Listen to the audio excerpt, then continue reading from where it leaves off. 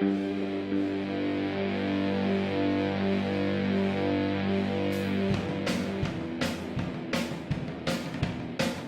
show you the voice control now, and you just hold the button down and it'll launch your voice control.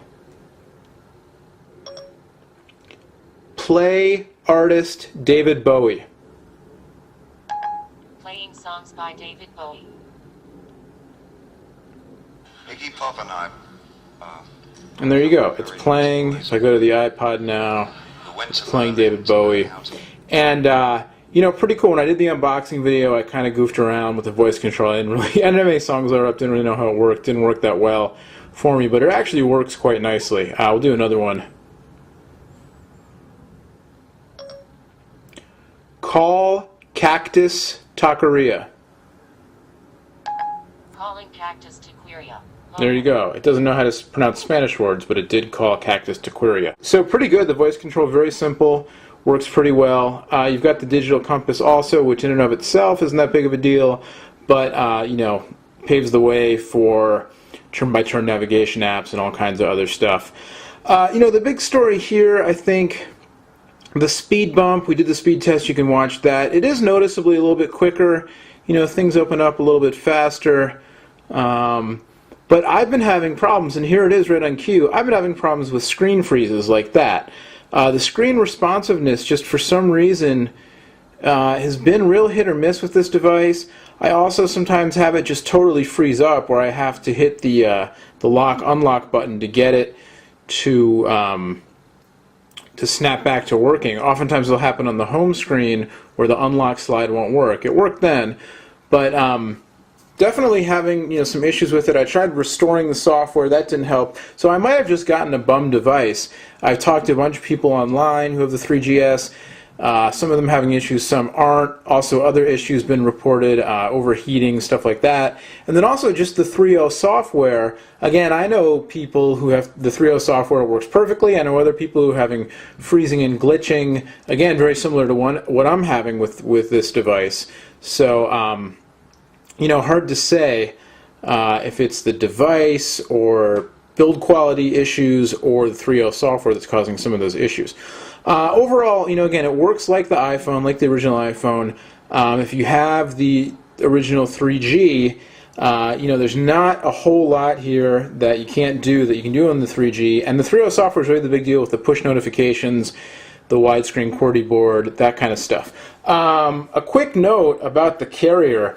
AT&T service here in the San Francisco Bay Area, where I live and work and test phones, has been atrocious. It's just been amazingly frustrating and horrible. I actually called, and after spending a long time on the phone with tech support, they credited me, you know, they gave me some money back on my service. Because I pay for this phone. We get a lot of review phones from people, not from Apple, at least not yet. So I, you know, bought this phone, and I use many different phones for my personal phone, but I pay for this service because, you know, I have to. And anyway, they, you know, it's just been really bad here lately. The 3G reliability, not that great, but the voice, mostly it's the calling that I see, you know, not the data so much as the calling.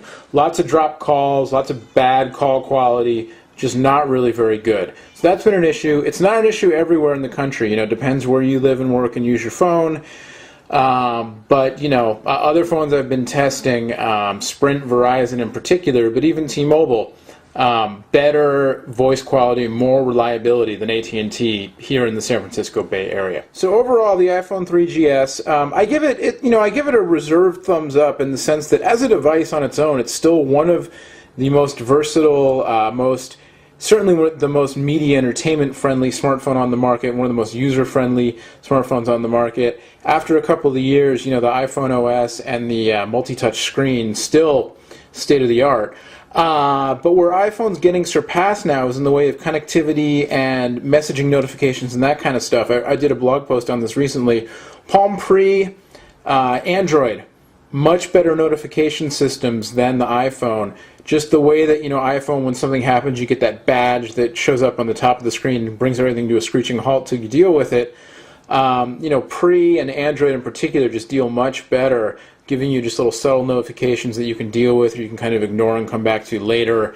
The multitasking on the Pre surpasses iPhone as well, even though now they have limited background apps. You know, I still like the iPhone for usability. I still think there's a lot of great things about it. And the whole ecosystem with the App Store is obviously huge, just more and more apps all the time. And everybody's kind of playing catch up to that. But and the web browsing experience I still think is the best in the business, you know, particularly for the average user. But you know, when it comes to smartphone functionality, and now with some of the mobile computer in your hand functionality with, you know, notifications, multitasking, all that kind of stuff, it's not so clear cut. You know, people have been catching up to Apple, and I'm thinking we may need to see a bigger revamp in the next, you know, OS 3.5 or OS 4 or something from Apple in order to keep pace and kind of stay on top. There you go. No, I thought I had a freeze there, but no freeze right there. Anyway, so there you go. My recommendation, you know, if you're upgrading from the 3G, it's definitely not a must-have. If you're looking to get an iPhone, the 3G, if you can get one at the discounted price, is a better value. But if you want the state-of-the-art, the iPhone 3GS, you know, it's faster, the graphics are a little better, more storage. And 32 gigs of storage is almost enough to replace an iPod. I have a friend who says he's waiting for them to get a 64 gig at least, so he can leave his iPod at home and just have his music collection, or a big chunk of it, on the iPhone. For me, 32 gigs is enough. That, you know, plenty of space for music, and I don't mind switching it up every once in a while, and then obviously I can keep my videos and my apps and my photos in it. So there you go. It's the iPhone 3GS from Apple and AT&T. $199 for the 16 gigabyte model, $299 for the 32 gigabyte model. That is with a 2-year contract with the $30 a month iPhone data plan plus your voice plan. You can still get the iPhone 3G, $99 for the 8 gig model, although the refurb's an even better deal with the same 1-year warranty. I've been seeing those $79 for 8 gigs, $129 for 16 gigs. With much, much more on the iPhone, all the iPhone family, all the new Apple phones, all the AT&T phones, all the apps, everything in the mobile phone industry. I'm Noah from PhoneDog.com. Much more on the site, PhoneDog.com. Play the OnePod Bandit for a chance to win some stuff, and stay tuned for our revamped forums and community features. Coming soon, some cool stuff, so stay tuned for that. All right, till next time, thanks for watching. We'll see you later. Bye-bye.